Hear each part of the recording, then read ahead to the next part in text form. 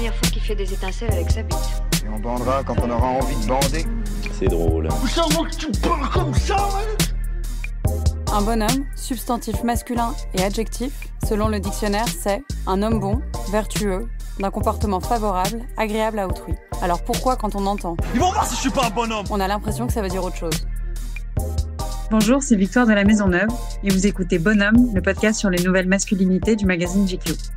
Dans ce nouvel épisode, c'est le rappeur Esprit Noir qui nous parle de son rapport à la masculinité.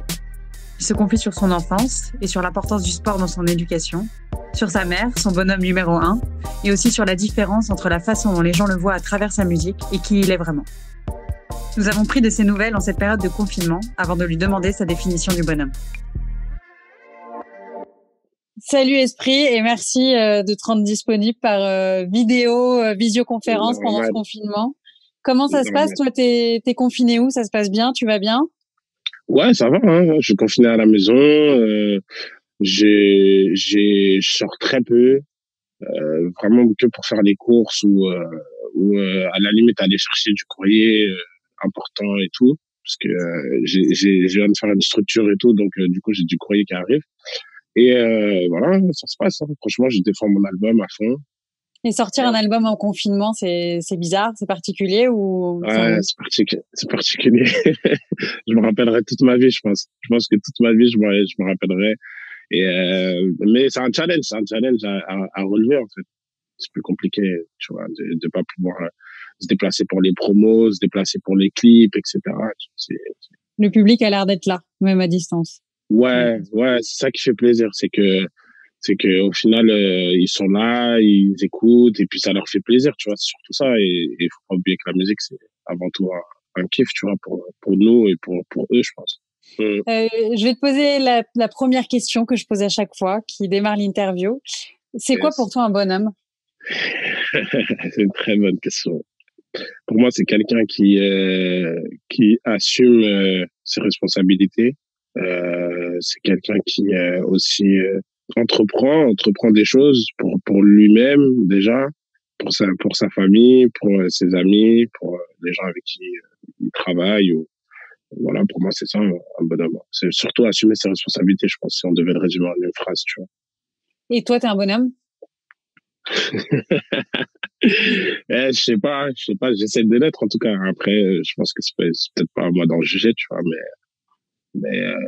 ouais, je pense que c'est plus quelqu'un qui a du recul ou plusieurs personnes qui ont du recul qui peuvent vraiment juger. Mais en tout cas, j'essaie de l'être. J'essaie. Tu penses que les personnes que tu as croisées, qui gravitent autour de toi, te voient comme un bonhomme dans cette définition? Ouais, je pense. J'espère. J'espère. Et c'est qui les bonhommes de ta vie? Ceux que tu peux qualifier de bonhommes autour de toi, quand tu étais petit ou maintenant d'ailleurs? Les bonhommes de ma vie, c'est marrant, mais je vais dire mon père quand même, tu vois. Je vais dire mon père, il est là.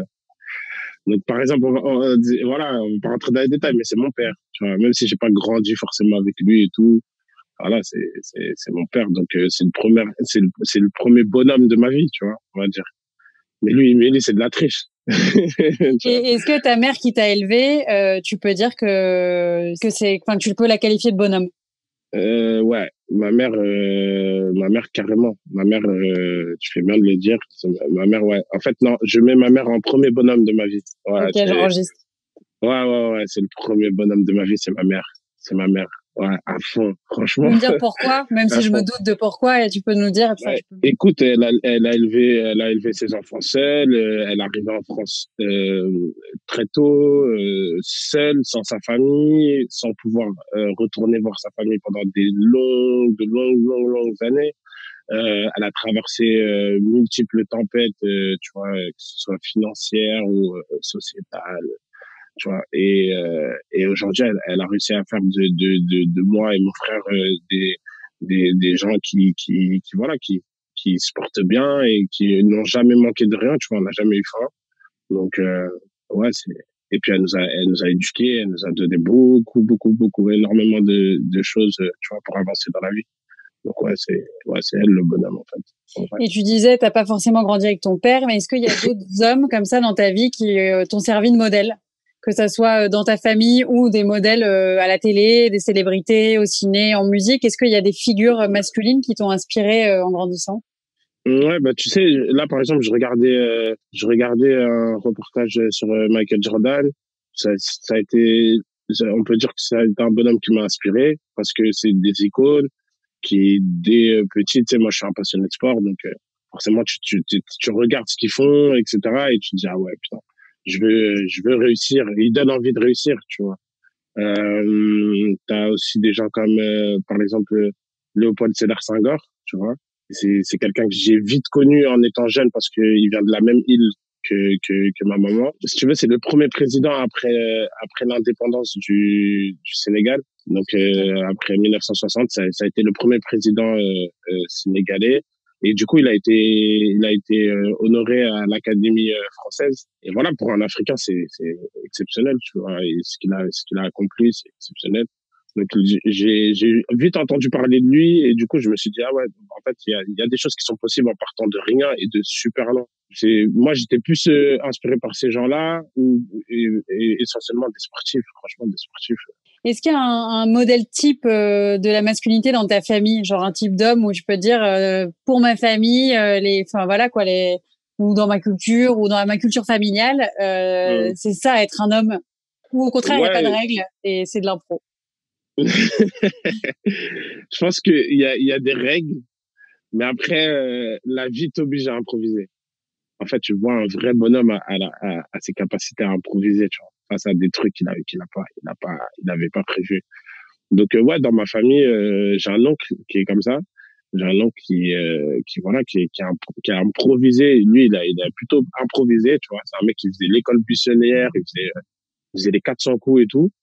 Et au final, bah il a terminé cuisinier dans un très bon restaurant et avec une certaine renommée, etc. Et pourtant c'est un grand improvisateur. Donc lui c'est un exemple. Et t'étais quel genre de petit garçon jusque là où tu te souviens? Je me souviens. Ah, j'étais, tu sais quoi, j'étais un peu perturbateur, un peu perturbé dans le sens turbulent. Tu vois, par exemple, je me rappelle d'une anecdote que ma mère m'a racontée. Elle m'emmène au square et genre, une fois que j'arrive au square, enfin, je lui mets la misère pour aller au square. Et une fois que j'arrive au square, bah, je fais tout pour sortir du square, en fait. Je joue à l'extérieur du square au lieu de jouer à l'intérieur du square, tu vois. Et dès qu'elle me met à l'extérieur du square, bah, je veux être dans le square. Donc, j'étais plus ce garçon-là qui, genre, je tenais pas en place, en fait. Je voulais tout faire, tu vois. T'étais de ce qu'on attend d'un petit garçon. Tu te sentais comme les autres garçons. Tu te sentais à ta place. T'étais bien dans tes pompes. Ouais, j'étais super bien dans mes pompes. Franchement, je me sentais bien. J'étais même, ouais, voilà, je croquais la vie, hein. Je croquais la vie. J'avais beaucoup d'amis. Voilà, j'étais C'était quoi tes passions à l'époque? À l'époque, le foot, beaucoup, le foot, les jeux vidéo, la télé. C'était une vraie passion, la télé, franchement. Franchement, je pense que la télé, en vrai, c'était ma première passion. Tu regardais quoi à la télé? Les clips ou tout? Je regardais tout. Mais il y avait une seule télé à l'époque.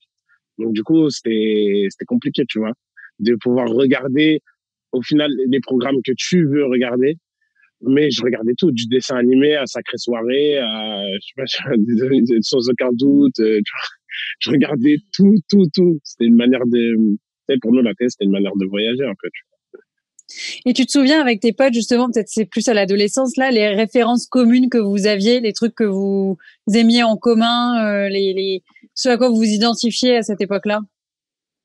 Avec le recul, franchement, je te mens pas.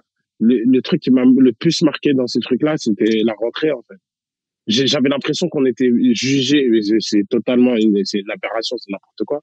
Mais à l'époque, c'était important d'avoir une bête de paire de chaussures, tu vois, de la marque sur toi, tu vois, jusqu'aux chaussettes. C'était ça, c'était genre, ah, lui, c'est un bon, enfin, genre, il est stylé. Ça passait par le style pas mal, quoi. Ouais, ça passait par le style. Et pas par l'attitude, il y avait pas des choses à voir dans l'attitude aussi pour... Si. Après, tu compenses avec l'attitude. Après, il y a aussi le classement des meufs. C'est important. Tu vois, et tu sais, toi, enfin, genre, nous, les garçons, on faisait le classement des plus belles filles de la classe, tout ça. Et elle faisait le classement des plus beaux mecs et tout. Fallait être bien placé.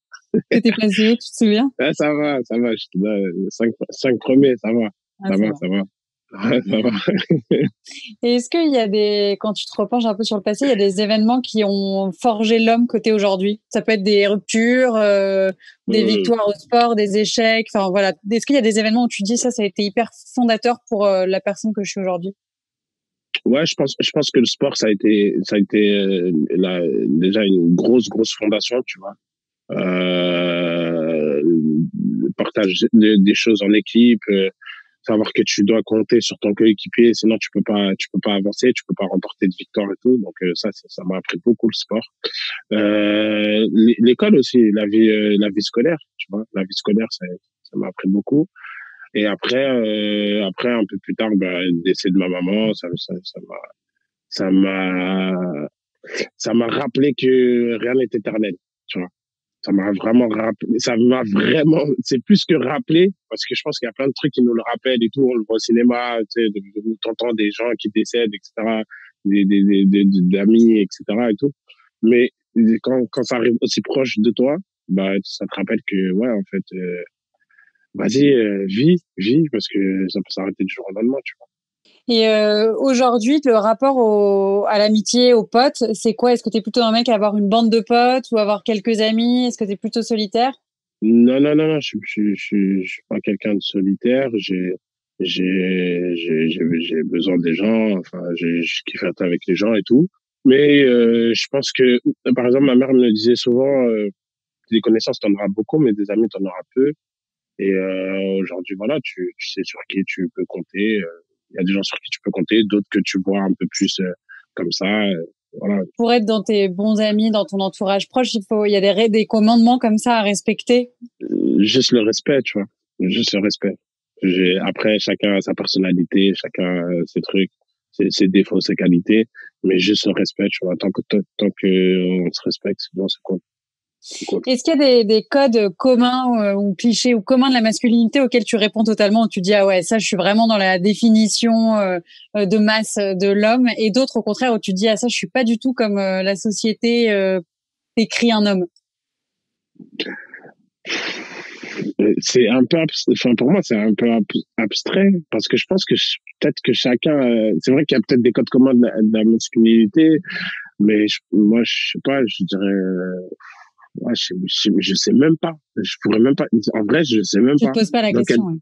Ouais, je me pose pas la question. Tu vois. Je me dis pas, putain, je suis un homme, il faut que je fasse ça. Tu vois, je réfléchis pas du tout comme ça. Ouais, je suis un homme, il faut que je fasse ci, il faut que je me comporte comme ci, parce que je suis un homme. Non, en fait, je suis moi déjà, tu vois, avant d'être un homme ou une femme, tu vois, je vois pas, je définis pas des trucs comme ça, tu vois. Je dis pas, ou à l'inverse, hein. Je me dis pas, ouais, ah, c'est une meuf, donc du coup, machin. C'est naturel, ouais, c'est assez serein pour toi. Ouais, je vois ça plus comme des accomplissements d'humains que d'hommes ou de femmes, tu vois. Je suis pas trop dans ce clivage-là. Et l'homme que t'es aujourd'hui, la personne que t'es aujourd'hui, tu la décrirais comment? Je dirais déterminé, à la fois quelqu'un qui se remet beaucoup en question, donc pas mal de doutes quand même, tu vois, pas mal de doutes, mais la détermination l'emporte, et je dirais, je sais pas, avenant, ouais, je suis avenant, je pense que je suis avenant. J'essaie de comprendre ce qui se passe autour de moi, j'essaie de découvrir les choses, les gens, les pays, tu vois, être curieux, quoi. Si tu dois des sous, on va casser ta porte. Eux ne comprendront jamais. Mon état d'esprit est noir. Mais ils ne comprendront jamais. On prend des risques tous les soirs. Mais ils ne comprendront jamais. C'est quoi pour toi être viril? Ça aussi, pour moi, c'est abstrait. Tu vois, je sais pas, être viril. En vrai, c'est abstrait. Si tu te sens viril, t'es viril, hein. Tu vois pas. Mais moi, toi, par exemple, tu te sens viril? Ouais, Ouais, je pense, je sais pas, ouais, je sais pas. Et ça passe par ton physique, ta voix, ton attitude. En fait, déjà, je pense que c'est compliqué de se définir soi-même viril. Je pense que c'est plus un truc, un adjectif qualificatif qu'une personne peut te donner. Si je te le donne à toi-même, c'est un peu bizarre, tu vois, je trouve. Mais je pense que ouais, s'il doit y avoir des définitions, etc., ou des critères à remplir, je pense ouais, ça passe par l'attitude. Hein. Je pense que ça passe par l'attitude. Après, l'attitude, c'est un ensemble de plein de trucs, tu vois. L'attitude vestimentaire, l'attitude, la manière dont tu te portes, tu te comportes, et ouais, ta voix aussi, peut-être aussi qui joue. Donc, ouais. Et toi, tu as toujours été à l'aise avec ton apparence physique? Tu t'es toujours senti bien dans ton enveloppe corporelle, si je peux dire? Pas toujours. Je me rappelle d'une période où ouais, j'avais peut-être 11, 12 ans. Et je me trouvais un peu, je sais pas, j'étais un peu gros, tu vois, dans le sens où j'avais besoin enfin, je jouais au foot à mort et j'étais lent, j'étais trop lent en fait. J'avais un peu, j'étais pas gros de ouf, hein, mais j'avais un poids qui faisait que j'étais lent. Et du coup, c'était ce moment-là qui était dur pour moi, tu vois, pendant 1 ou 2 ans. Tu vois, tout le monde me disait, t'es lent, t'es lent. Donc, j'ai compensé par d'autres trucs, par de la technique ou une analyse de jeu différente, machin. Et du coup, je compensais par autre chose. Mais ça me gênait, tu vois. Ça me gênait. Et t'as dû perdre du poids suite à ça ou? Non, même pas. Ça s'est fait tout seul. En vrai, ça s'est fait tout. Mais j'étais pas super gros, hein. J'étais pas super gros. C'est juste que j'étais lent. J'étais très, très lent. Et d'un coup, je me suis affiné. Et d'un coup, j'ai grandi encore plus. Et j'ai été rapide. Et du coup, c'est quand j'ai été rapide que je me suis dit, ouais, j'étais vraiment lent et ça m'handicapait, en fait. Et tu trouves que ton physique représente bien qui t'es à l'intérieur? Alors là, ouais, c'est une bonne question. Ouais, je sais pas. Je sais pas, ouais, peut-être, ouais. Ouais, je pense que ah non, quoique, non. Je te dirais non. Et encore une fois, par rapport au regard des autres. C'est-à-dire qu'il y a plein de gens que je rencontre dans la rue ou quoi, genre des gens qui écoutent ma musique et tout, et ils me disent, quand je t'ai vu, je pensais pas que t'étais, même si on a parlé 2, 3 minutes et qu'ils me connaissent pas à fond, ils me disent, ah ouais, on avait l'appréhension de se dire, ouais, il est méchant, parce que dans tes clips, t'as l'air méchant.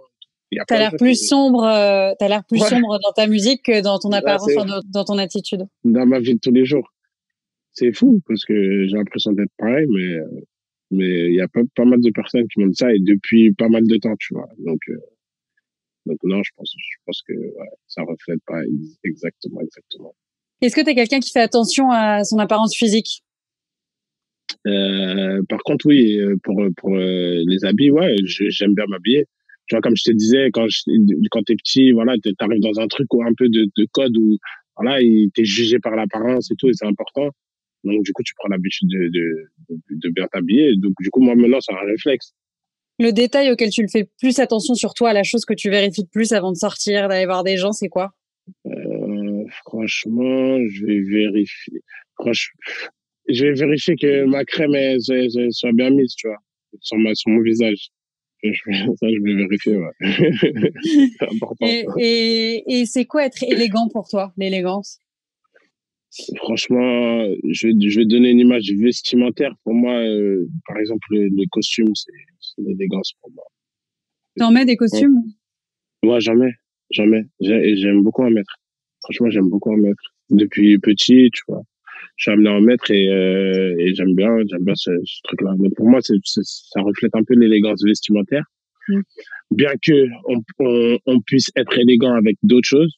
Mais après, sinon, quelqu'un d'élégant, je pense que c'est quelqu'un qui a de la prestance et qui transmet quelque chose de positif, je pense. Tu vois, pour moi, pour moi, en tout cas, ça se résume à ça. Tu vois, élégant, quelqu'un d'élégant, c'est quelqu'un qui transmet quelque chose de positif. Et c'est quoi pour toi le plus beau compliment qu'on puisse faire à un homme ou la plus belle qualité à avoir quand t'es un homme? Je pense pour revenir au début de l'interview, c'est à partir du moment où on me dit, ouais, t'es un bonhomme, je pense que, ouais, et on peut le dire pour une femme aussi, tu vois, c'est la plus grosse des qualités. Et quand on dit que tu es quelqu'un de bien, je pense que c'est le plus beau compliment qu'on puisse faire à une personne, tu vois, homme ou femme. Autre sujet, t'es romantique en amour? Non, je suis pas trop fleur bleue, tu vois, je suis pas trop dans ça. Après, je suis pas non plus distant. J'ai juste des manières, je pense, des manières bien à moi de montrer que j'aime bien la personne, tu vois. Je pense que je suis plus, tu vois, par exemple, je vais rigoler, si je fais rigoler la personne avec qui je suis, c'est que, vas-y, je l'aime bien, tu vois. Si je fais tout pour qu'on rigole et tout, c'est que, voilà, tu vois, je préfère ça qu'être tout le temps collé, tu vois. Je suis pas forcément tout le temps collé, tu vois. Et t'es quelqu'un de sensible? Ouais, à mort, à mort. Ça se Sensible, traduit comment? sensible pour moi, voilà, tu vois, c'est sensitif, c'est, voilà, les odeurs, le goût, ce qui se passe autour de toi. Ouais, je suis sensible. Je suis sensible T'es à mon réceptif environnement. à tout ça. Est-ce que tu exprimes tes émotions? Tu parles de tes émotions, de ce que tu ressens, ou est-ce que tu les enfouis plutôt? Ça dépend. Parfois oui, parfois non. Parfois, je vais me dire que c'est pas nécessaire, tu vois. Je vais me dire que c'est pas nécessaire parce que c'est des émotions qui m'appartiennent et que je sais pas si ça pourrait être compris de l'autre côté. Donc ouais, parfois, mais parfois oui. Parfois, je sais que c'est important pour moi de sortir certains trucs pour avancer en fait, tout ça. Est-ce qu'il y a des choses qui t'émeuvent quoi qu'il arrive? Par exemple, des scènes dans un film où tu sais qu'à chaque fois, là, ça va te monter les larmes, ou des types de musique, ou est-ce qu'il y a des choses où tu sais que ça, c'est ton Ouais, point sensible? ouais. Il y a des trucs, je vais pas dire ouais, j'ai pleuré devant un film, jamais, mais je sais pas, je te donne l'une des premières sensations dont je me rappelle, c'est quand le Mufasa il meurt, tu vois, incroyable. Horrible, horrible. Ouais, incroyable. Tu vois, cette sensation t'as l'impression que t'es dans le dessin animé, en fait. Genre, c'est ton père, tu vois. Donc, quand t'as ces sensations-là, oui, bien sûr que ça veut dire qu'un film, il peut t'émouvoir, tu vois. Donc, ouais, bien sûr, il y a des films où, je me rappelle Titanic, tu vois. C'était triste quand même. Bien sûr, mais pas dire, tu vois, je vais pas rigoler en mode ah non, c'est un film et tout. C'est des fois t'es pris, tu vois. Et je pense que c'est ça qui est beau dans l'art, c'est que tu peux être pris par un son aussi. Tu vois, il y a des sons qui te rappellent des souvenirs ou qui te donnent des sensations et tout. Et voilà, tu vois. Moi, je me rappelle d'un concert que j'ai fait où je chantais un son qui avait un peu un rapport avec ma mère et tout. Et ça m'a ému. Tu vois, ça m'a ému de penser à plein de trucs, tu vois ce que je veux dire. Donc, T'es quelqu'un qui pleure souvent? non, pas souvent. Pas souvent, pas souvent. Même quand il y a eu ce décès-là et tout, je vais pas pleurer tout de suite, tu vois. Donc, non, pas souvent, pas souvent. Et on l'a un peu évoqué, le sujet de ta mère, mais là, je veux plus parler en général, que le thème de la mère dans le rap, il est assez présent, et on voit qu'il y a des rappeurs qui n'ont pas peur de parler de leur mère, de leurs émotions, alors que le père, justement, c'est plus enfoui, on n'en parle pas. Tu penses que c'est dû à quoi? Je pense la pudeur du père déjà. Je pense que le père, enfin, en tout cas, moi, je parle on va dire entre guillemets, de ma communauté. Le père africain, c'est quelqu'un qui est pudique. Il va jamais te dire je t'aime ou des choses comme ça. Ça, c'est sûr et certain, tu vois. Donc, c'est quelqu'un qui est extrêmement pudique. Donc, du coup, toi, tu t'es pudique aussi avec lui. La mère, c'est différent. La mère, elle te témoigne des sentiments.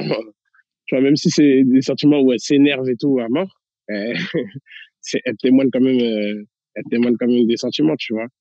Mais Donc, est-ce que du c'est coup, un il y peu a plus différent. de reconnaissance, par exemple, quand un artiste écrit un morceau ou qui réussit, il y a plus de reconnaissance envers la mère, et du coup, on le signale plus, ou c'est juste qu'on n'a pas envie de montrer, on reproduit ce que son père nous a donné, on n'a pas envie de montrer ses sentiments?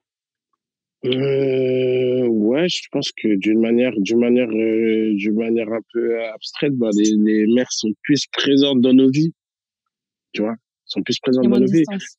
Moi, il y a moins de distance.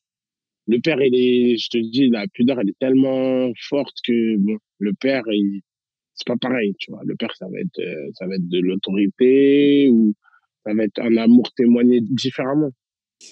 Est-ce que tu arrives à te projeter dans l'avenir, dans 10, 20 ans? Est-ce que tu sais comment tu te vois, ou c'est abstrait pour toi, t'as pas de projection? Est-ce que tu te vois plutôt icône, ou papa, ou mari, ou solitaire, ou est-ce que tu as projeté ça? Ouais, déjà, je me vois père, ça c'est sûr. Après, professionnellement parlant, je sais pas. Je, je, sur 10 ans, j'arrive pas, 20 ans, j'arrive pas à me projeter et savoir ce que je vais faire parce que 10 ans en arrière, je m'imaginais faire autre chose. Et je sais que la vie, elle est plein de, aujourd'hui, je sais que la vie, elle est plein de surprises. Donc, je, je peux me projeter en me disant, bon, vas-y, j'espère que j'aurai, euh, telle ou telle chose matérielle, tu vois. Je suis plus dans une projection matérielle que dans une projection, carriériste, j'ai envie de te dire, tu vois. Je sais pas ce que je ferai. Je sais pas si demain je serai producteur. Je sais pas si demain je ferai du cinéma. Je sais pas si demain j'arrêterai tout et je sais pas, j'aurai un restaurant. Ou si je serai au Sénégal ou si je serai en France. Tu vois, je n'en sais rien. Franchement, je sais pas. Et déjà, pour parler plus proche dans le temps, tu sais la première chose que tu vas faire en sortant de confinement? Bah, je vais prendre ma moto et me déplacer quelque part, je sais pas où. Et je pense que le temps de déplacement va se rallonger parce que tellement je vais kiffer, tu vois, je vais kiffer mon tour en moto. Mais du coup, ouais, je pense que je vais rejoindre des potes ou aller dans mon quartier, je pense que ça va être ça.